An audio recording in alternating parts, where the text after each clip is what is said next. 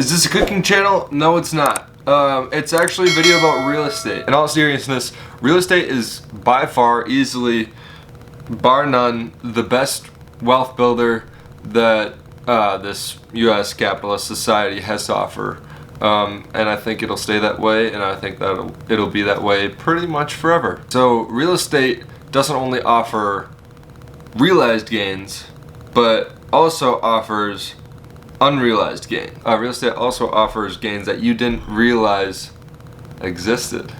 And I'll break it all down in the rest of this video. So there are 5 main benefits, in my opinion, 5 main benefits of real estate. The first being leverage. If you invest in stocks, you could probably like look at your gains or whatever over the last, let's just say, year or half a year. Just imagine if you could take those gains and multiply them by 5 with essentially the same risk. So what I mean is, by investing in real estate, you can basically 5 to 10x leverage the amount of money that you have because you're getting a loan, and you're essentially not having to pay that down. Granted, you have a couple things in line. So as I said, leverage is the first of 5 benefits. So this benefit is what I would consider an unrealized gain, or maybe even a gain that you didn't realize was a gain. Because you can't actually see the leverage. Like, you can see your loan amount, which I guess is, but it's not a gain. So with that, we have our next benefit. So this is an unrealized aspect that aids in your wealth building because you don't necessarily realize that it's happening, and you don't realize any gains. Like, you don't take out money, you don't make money from leverage. It's just all already like ingrained in it. If you don't know what realized and unrealized gains are, you should pause this video, like it, and then go up to the top if you're on a computer, click new tab, search unrealized gain, realized gain, and there you go. So this leveraged money you have, and now granted these few things that I noted on before, you essentially don't have to pay for your own house, and in comes this next benefit. So this next benefit is that you're not necessarily paying for your own house. So this is basically reliant on the fact that you get your property rented every single month without fail. So every time you get your property rented out, the renter, the tenant, is essentially paying your mortgage off and hopefully some of your expenses as well. So that is a great segue into this next benefit, which is what I would like to consider the equity building portion, whatever you want to call it. So in my opinion, this is actually a realized gain because you can see the amount of equity that you chip off and the amount of interest that you're chipping off this loan that you are responsible for.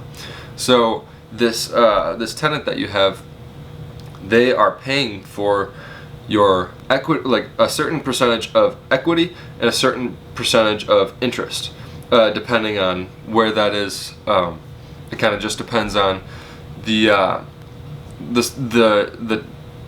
year that you are in your mortgage, or whatever you want to say, like the period, the length in time that you have been in your mortgage. So you have that, and when the tenant pays down every single month, that equity is essentially just more of the house that you own.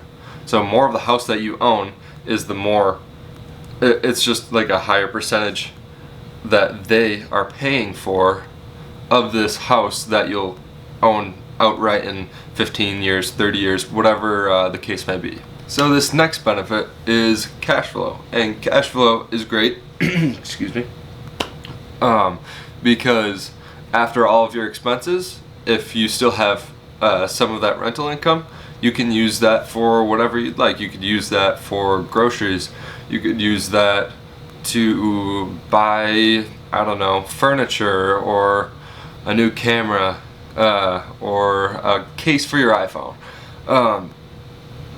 But with that being said, you could also use that same money, that same cash flow, to either improve that place, that property, or invest in other real estate. And I would recommend the latter. If you can just do this, rent out your property, cash flow, rinse and repeat, do this a couple times, use all of this cash flow, save for another down payment on this next property. If you could just keep doing that by, let's just say 10 years, if you buy one property, let's just say you buy one property every 2 years. So at the end of this 10 years, you'll have 5 properties that are essentially paying for themselves. Not only that, but you're making money on top of all this. So if you want, you can put it into another deal, or you could just keep it for yourself and live off your 5 properties that you own. And if that's enough for you to retire, barring all crazy expenses and all that kind of stuff, if that allows you to retire, you have 10 years that you can basically one property every 2 years and retire in 10 years, theoretically. So this last benefit is certainly, in my opinion, an unrealized gain that is most likely the easiest to be a realized gain, besides cash flow. Cash flow is 100% a realized gain. So the last gain would be appreciation. And appreciation essentially pays you for your patience and your due diligence to buy in a prospering location or area. So what this means is, if you buy in a decent area, you can expect that home price to rise. But if you buy in not necessarily the greatest area, you can expect your property to either stay stagnant or just like keep up with inflation. And like I said, this might not be the sexiest return, but it's certainly substantial when you consider, let's just say, a $200,000 house. At the end of that year, you can expect it to maybe be $203,000, $204,000, based on an average of like a 3.5%, 4% return. When you think about that, when you think about it in that way, aside from the cash flow, aside from the equity that you're building, it can add up. That can be pretty substantial. So as long as you're paying for your expenses, that's just an extra $4,000 that you get to keep at the end of the day. Now, you aren't going to sell that house that year. You're likely going to keep this for the long term, but that's just another 4%, 3% that you're going to get next year, the next year, the next year. At the end of 30 years, you can expect a house that probably costed you $200,000. You could maybe sell that with a renovation. You could probably sell that for $500,000, $600,000. It just depends on the location that you're in. So location, and due diligence. Due diligence is one of the number one contributing factors to buying a home in an appreciating area. So like I said, if you have these 5 properties after 10 years that you accumulate basically for free with your upfront work and upfront, you are going to have to pay a substantial amount for the down payment and all that. But granted, you have these 5 properties that cash flow you money, and or cash flow, and you can basically live off your cash flow. But at the end of the day, if you can afford to keep that money in, or reinvest it in stocks, or basically just put that cash flow somewhere that it will make more money, I think your net worth will thank you.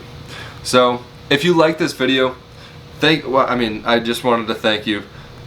for making it this far. That, like, anyone who's made it this far, you guys are the real troopers. I appreciate each and every one of you that's staying this far and watching this video in its entirety. I will have my website linked down below.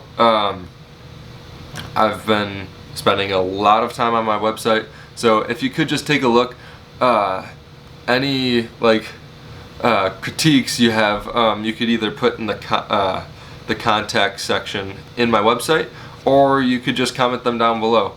And I went this whole video without telling you to hit the like button. So if you could hit the like button, that'd be really cool. That'd be terrific. And especially if you like this video. If you actually like this video, and you hit the like button, it tells YouTube, hey, this guy's alright. Like, he, I don't know, like, YouTube algorithm.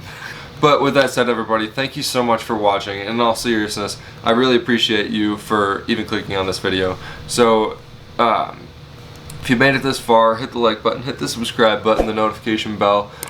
View my website down in the description. If you want to see my camera gear, if you want to see my my mic, anything like that, that'll be down in the description.